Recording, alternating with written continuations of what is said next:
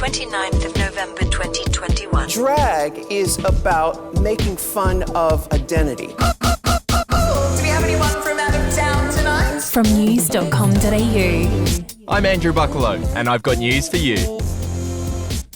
G'day and welcome to our first ever Person of Interest episode on I've Got News for You. We'll be doing these from time to time where we sit down with someone that we find a little bit intriguing and we'll just be having a chat about their life. And we have such a good guest to kick things off with. We're going to meet one of Australia's most famous drag queens. My name is Simone. I'm a fabulous professional drag queen from Melbourne, Australia. Simone is technicolour, effervescent and very ocker. God, we're f***ing here, yeah! Yeah, that was Art Simone on Rupaul's Drag Race Down Under. Today, she's going to give us the behind-the-scenes goss from that show, and she'll also reveal the surprising way she makes the majority of her money. Some Saturdays were like, 3, 4, 5 grand. Whoa! Oh, it's going to be a fun episode.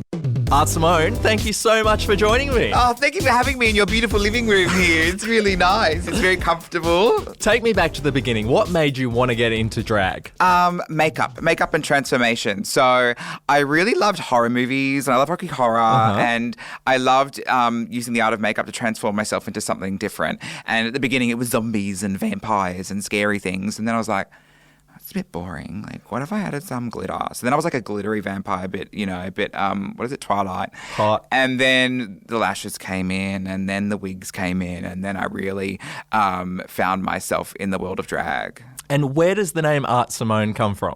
Yeah, well, I could make up like a really funny story, but it was me being a very entrepreneurial businesswoman because I wanted a name that could go with me from the entirety of my career. And I didn't know if I was always going to do drag because I was really into design and photography and production. And I knew that I'd be making a lot of business connections through my career. And I didn't want to just, if I stopped drag, if my name was like Ophelia Cox, I couldn't be like out of drag and be like, hello, I'm Ophelia Cox. I'm here to help you with your music video. So I wanted a name that could like transition between the two, and Art's an androgynous name. Mm-hmm. Anyone in America, it's short for Arthur. So like it's androgynous and it can go between the two. So Art, and I was also creative and all of that.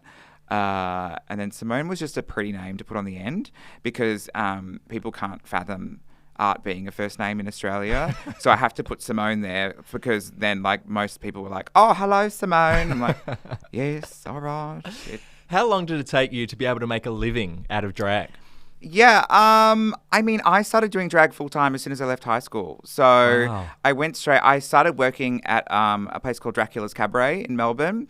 They've been around for like 37 years and they've got another one up on the Gold Coast. And I started working there and I was like, guys, can I do drag here? And I was really nervous. I remember going up to like meet with the producers and I was like, I'd really like to do like drag.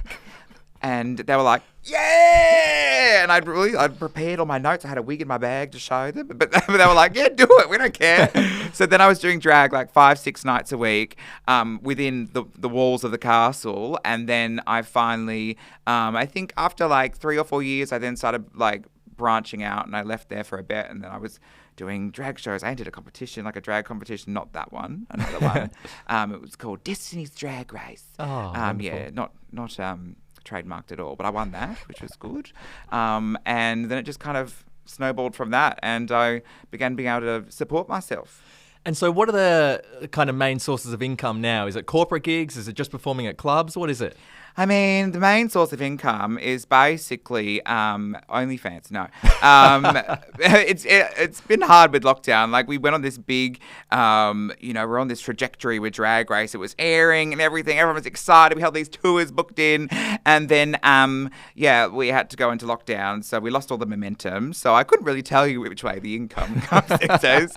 But I did pivot because I'm really big on social media, so I do a lot of work with brands and collaborations and stuff. And that's been really helpful in feeding my children, aka my cats. So my cats are happy, I'm happy, and But it's a mixture. If I take myself out of the equation as like a Drag Race queen, and I take you to before I was on Drag Race, my main income was definitely like corporate appearances, but the biggest moneymaker is hens parties. Really? Hens parties, like on a Saturday, I would do like 6 of them. They're just an hour. You go in there for an hour, you cause a ruckus, you make someone's day, take lots of photos, get back in the car, and then drive to the next one. And I do like 6, and that would like be a nice big like wad of cash so I could buy nice wigs and things. How much can you make from a hens party? I mean, I don't want to gloat, but some Saturdays were like, 3, 4, 5 grand. Whoa. Just from, and one thing that a drag queen once told me, she said, never waste a good face.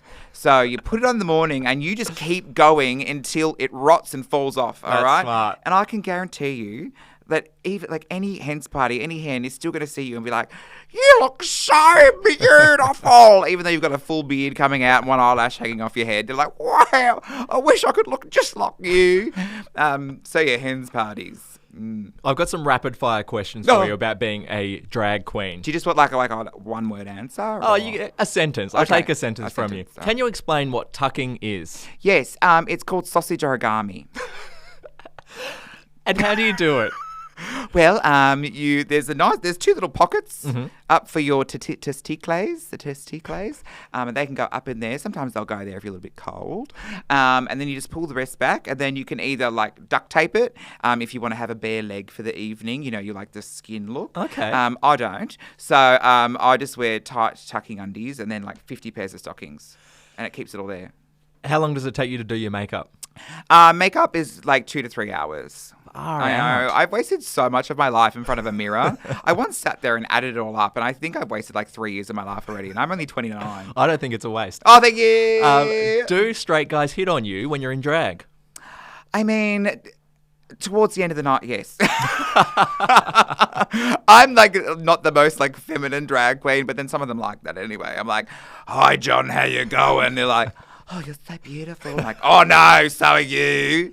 So yeah, it does happen, but not as much with me. But I don't think I give off that aura. I'm more of a clown. Yeah, I make them laugh. Have you ever done the business in drag? Never. It's too expensive and uncomfortable. Can you just imagine, like, at what point, like, you just have to strip this off and then I'm just a man wearing a wig. Like, it's a bit weird, isn't it? Gosh, no thank you. Not thank you.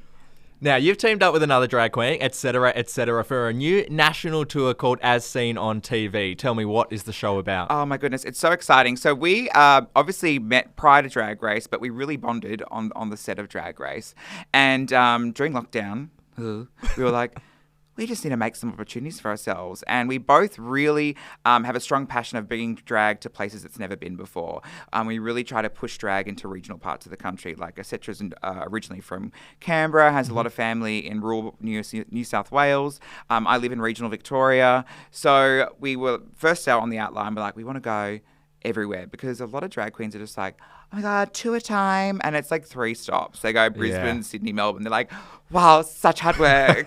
But we're doing 19 stops. And the show itself is, like, you've seen The Wizard of Oz, House Lands, it's all like sepia tone, and then they go full technicolour. Imagine that on stage with 2 drag queens, but also like just so much fun, dirtiness and heart. Wow. Yeah, it's basically everything.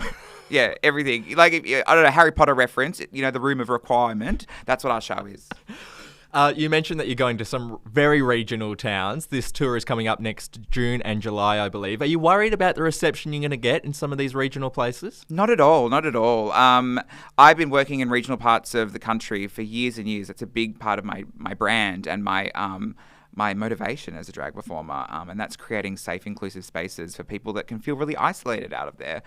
So I'm not worried at all, and I've always walked into situations where I've had to win people over, whether that is like people that go, what the hell are you? Oh, I don't know what that is. Is that a man? I don't know. I always, instead of like, fighting back, I always end up making people my friends by the end of it. So I'm not worried at all.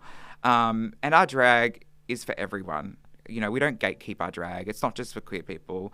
While that's very important and, we like to champion those voices, our drag is for everyone. It's accessible for every single member of the family, as long as they love rude jokes and naughty words. A lot of people who buy tickets to your tour will have seen you on RuPaul's Drag Race. So if we can talk about that for a moment, I'm sure this is the question you get asked all the time. Oh, yes, RuPaul was green screened into the set. Wasn't there whatsoever. No, I'm joking. No, what is Ru really like? Ru is the most like professional drag queen I've ever met in my life. Okay. Like Ru has been doing this for years. I've been doing the show for years. And it was just so inspiring to watch her just like walk in, nail everything, be like she would do one take wonders for everything. Like you'd see her on and she is just as pretty as it looks on TV. Oh, really? I know. I was really hoping to walk in on set and be like, oh, yeah, I can see the pulleys and the strings. Yeah, oh, there's the Vaseline they're rubbing everywhere. No, she looks like that in person. While I wasn't allowed that close to her, and I've got bad eyesight, she did look really good. So I'm very jealous of her. Can I ask, how close did you get to her? Like, did you actually get to spend time with Ru when the cameras weren't rolling? No, not at all. Why would we waste our time like that? No, but the schedule is so tightly packed, there's no downtime. So as soon as Ru would leave the room, we'd go straight into filming another segment. So like they pack the timeline, everything's happening. So like while we're doing that, Ru then runs over and then is getting like made up into drag. So there's no crossover. But we did get some great moments with Michelle, which she is amazing. Like exceptional person, really great.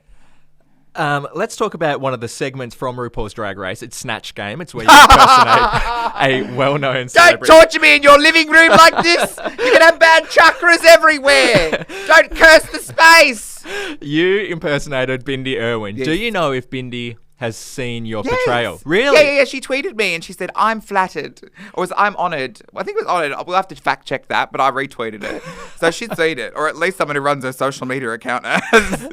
Do you know if RuPaul knew who Bindi was? Because I've heard rumours that Ru had no idea what They're was not going rumours, on. they're facts. Ru didn't know who the hell Bindi Irwin was. Really? And I was like, Steve Irwin's daughter, the crocodile hunter. And she was like, and I was like, oh, we're going down. We're going down. She doesn't know anything about it. Because my other option was like, I was going to do Ranger Stacey from Totally Wild. Oh, love Ranger Stacey. I know! Wouldn't have liked that either. That's all right. Now, you were eliminated in the second episode. Oh. Then you were brought back. Yes. There was a lot of controversy over this. People were wondering how come you were brought back and not the other queens that were eliminated. What happened? Tell me the truth. What happened? Well, I was eliminated. And then, like, the next day, I got a phone call from production being like, Ru wants you back. Right. And that was it. So then they just locked me back up again, and then I put me in a bin and wheeled me onto set. I think, I wish they had treated the situation a little bit, better for me, because, let alone the other queens, because it wasn't really explained properly. But the vibe on set and the vibe, what she said was, I've consulted with the other judges and we know there's more from you and we want to see more from you. So I think she basically just realised she made a big mistake and she was like, oh no, how boring are the confessionals going to be now? We've gotten rid of her. Who's going to be talking now? When you were eliminated in that second episode, you had a fairly iconic line that you said. Can you just repeat it for me now? Yeah, but I will never be able to take you back to that moment in terms of the pure disappointment and anger and like shock that's coming out of my voice. I can only say it and laugh and just go, that means nothing. But it was a lot more dramatic than that. Don't play the clip. I do not want to hear it. It's the only thing that's triggering for me is hearing me like... That's so sad, isn't it? It's so Heartbreaking. sad. Oh, it's awful.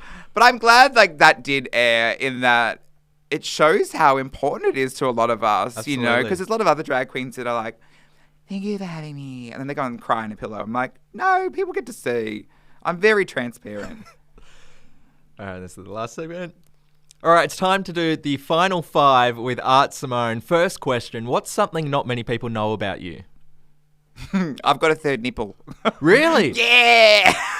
Which side? This side. This So side. the right side? Yeah, on the right side. But it's like a third nipple technically. So when I was a baby, they all look the same. But then the normal one, screw it, just kind of looks like a mole. But if you look really closely, tiny nipple. And fun fact, Kid Amin has a third nipple as well. And they cut the footage, but there was a big segment of us comparing nipples. I don't know why that ended up on the cutting room floor. That is relatable family content. What profession other than drag would you like to attempt? I think I'd be a really good TV chef. Is that right? I can't cook. What's your? Oh, you can't cook. No, but I could just do an episode about heating things up in microwaves. What would you call it? Microwave Queen Lady Cooks. Working title. Maybe you could do an acronym, something funny like that. Who's someone that you'd love to meet and why? Sophie Monk. You haven't met Sophie I Monk? haven't met Sophie Monk. We've crossed paths so many times because, I get told I'm just like Sophie Monk all the time. So I want to meet her so I can put her in drag. I want to put Sophie Monk in drag. I'm putting it out into the universe. Sophie Monk, if you're watching this right now, Sophie Monk, call me. I would love to do your makeup. We're going to make this happen, Yes, okay? please. We'll make this happen on I've Got News for You. Yeah, beautiful. Done. What is your favourite film of all time and why? This is a really weird one, but it's Charlie and the Chocolate Factory, or Willy Wonka and the Chocolate Factory, technically. I don't know why. It's just so weird. And like this weird acid trip on this weird German country chocolate factory thing with tiny people singing. And I just like that. You know what I didn't get about that movie? Why all the grandparents slept in the same bed? Yeah, but then one can suddenly walk? Yeah. Like, how they go to the toilet? I don't know.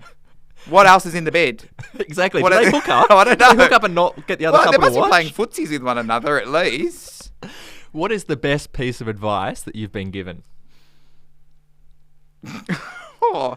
I mean, I could do like a, wanky one, which is true. And that was be yourself, which is what my mum told me right from a very young age. She clearly knew that there's something a bit weird about me. And she's like, just keep doing that. And look where it got me. Yeah. Thanks, Mum. Yeah, thanks, Mum. And I guess I should give you one more opportunity to plug your show as seen on TV. Yes. Why should we buy tickets? You should come along because it's everything you love about drag, but even more. It's Priscilla in 2022 with a fresh coat of paint. Don't you worry. Plus, we're also doing the makeup workshops as well that go along with them, which is Backstage Beauty School, sponsored by NYX Professional Makeup. Fun. Where we're teaching all our tips and tricks to everyone that wants to know them. So come along, as seen on tvtour.com. Simone, thank you so much for being a guest on I've Got News for You. Thanks for having me. All right, it's video time. Woohoo! That was okay. Easy, yeah. I love talking. I am joined by Art Simone, and I've got a bit of a challenge for you, Art. Yep. I'm going to hold up some very well-known Aussie celebrities, and I'm hoping you can come up with potential drag names for them. Okay, no, that's good. Yep. All right, the first one, Joel Creasy. Reese Nicholson. That's a great suggestion. All right, number 2, the host of Sunrise, David Kosh. Yeah, so he's really into finance, isn't he? So like my friend Karen from Finance, I think it could be Koshy from Finance. Koshy from Finance, Yeah, okay. yeah. So not much of a nickname. Maybe Koshwana. Koshwana. Koshwana from Finance Wana. Yeah, that's good. What about Osher Ginsberg, the man who's everywhere on Channel 10? Yeah, well, he's really, The Bachelor. I was on that. And he has the roses, so I think we're going to call him Rosebud. That is a That's great nice. one. That's nice. Yeah, it's different. Yeah, unusual. What about this one? The Prime Minister of Australia, Scott Morrison. Sue Ridge. Utter Sue Ridge. That's very apt. Yes. And let's pretend this is a photo of Hugh Jackman. Yes. And Hugh Jackman, finally, Aussie superstar. Yeah, well, he's Wolverine with the claw thingies, so he tickles people. So I'm going to call him Testicle. Yeah. I think you'd like that, the boy from Oz. Art Simone, thank you for chatting. Thanks for having me. Boo, boo, boo. Well, that's all we've got time for today. Thanks for listening to I've Got News for You. I'm going to leave you with some wise words from Rupaul herself. If you can't love yourself, how in the hell you gonna love somebody else?